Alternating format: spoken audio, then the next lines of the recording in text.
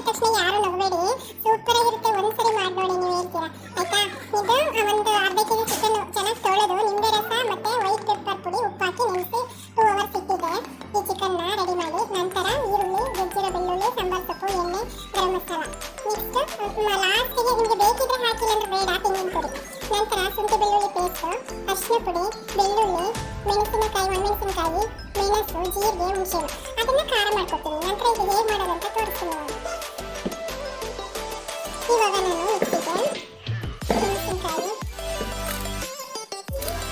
ಒಣಮೆಣಸಿನಕಾಯಿ, ಮೆಣಸು, ಜೀರಿಗೆ, ಬೆಳ್ಳುಳ್ಳಿ ಮತ್ತೆ ಸ್ವಲ್ಪ ಹುಣಸೆಹಣ್ಣು, ಸ್ವಲ್ಪ ಉಪ್ಪು ಸೇರಿಸ್ತೀನಿ. ತೋರಿಸ್ತೀನಿ ನನಗೆ, ಉಪ್ಪು ಸೇರಿಸ್ತೀನಿ. ಇದಿಷ್ಟು ಮಿಕ್ಸಿ ಮಾಡ್ತೀನಿ. ಇವಾಗ ರೆಡಿ ಮಾಡಿದ್ದೀನಿ ನೋಡಿ, ಈ ಥರ ಆಗುತ್ತೆ ಖಾರ.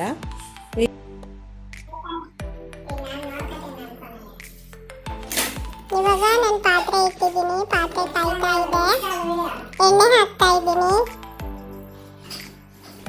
3 ಸ್ಪೂನ್ ಎಣ್ಣೆ ಹಾಕ್ತಿದ್ದೀನಿ, ಬೇಕಾದ್ರೆ ನೀವು ಜಾಸ್ತಿ ಹಾಕೊಳ್ಳಿ, ಜಾಸ್ತಿ ಹಾಕಿದಷ್ಟು ಚೆನ್ನಾಗಿರುತ್ತೆ.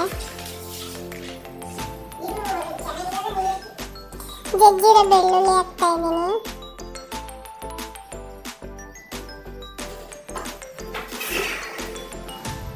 ಸ್ವಲ್ಪ ಫ್ರೈ ಆದಮೇಲೆ ಈರುಳ್ಳಿ ಹಾಕ್ತಾ ಇದ್ದೀನಿ, ಬಾಡಿಸ್ಕೊಂಡು ನಂತರ ಹಸಿ ಶುಂಠಿ ಬೆಳ್ಳುಳ್ಳಿ ಹಾಕ್ತೆ,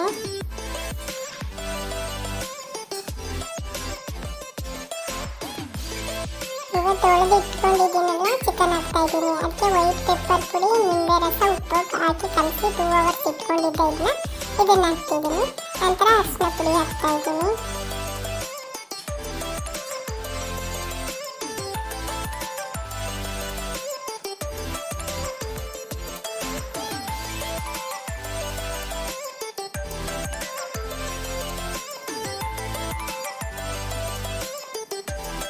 ಇಷ್ಟು ಬೇಯ್ತಾ ಇರಲಿ. ಸ್ವಲ್ಪ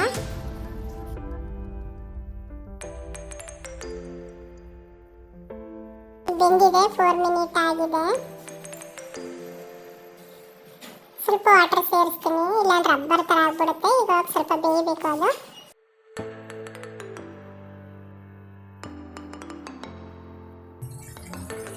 ಇವಾಗ ಇದು ರೆಡಿ ಆಗ್ತಾ ಇದೆ ನೋಡಿ, ಈ ಥರ ಇದೆ. ಇವಾಗ ಗರಂ ಮಸಾಲ ಹಾಕ್ತಾ ಇದ್ದೀನಿ,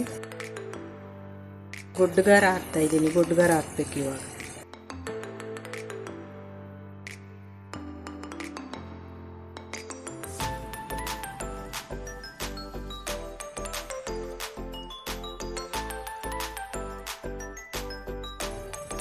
ಇವಾಗ ಇದು ರೆಡಿ ಆಯಿತು. ಸಾಂಬಾರ್ ಸೊಪ್ಪು ಹಾಕ್ತಾ ಇದ್ದೀನಿ, ಬೇಕಂದರೆ ಸ್ವಲ್ಪ ಕಾಯಿ ತುರಿ ಹಾಕ್ಕೊಳ್ಳಿ, ಇಲ್ಲಾಂದ್ರೆ ಬೇಡ, ನಾನು ಸ್ವಲ್ಪ ಹಾಕ್ತೀನಿ.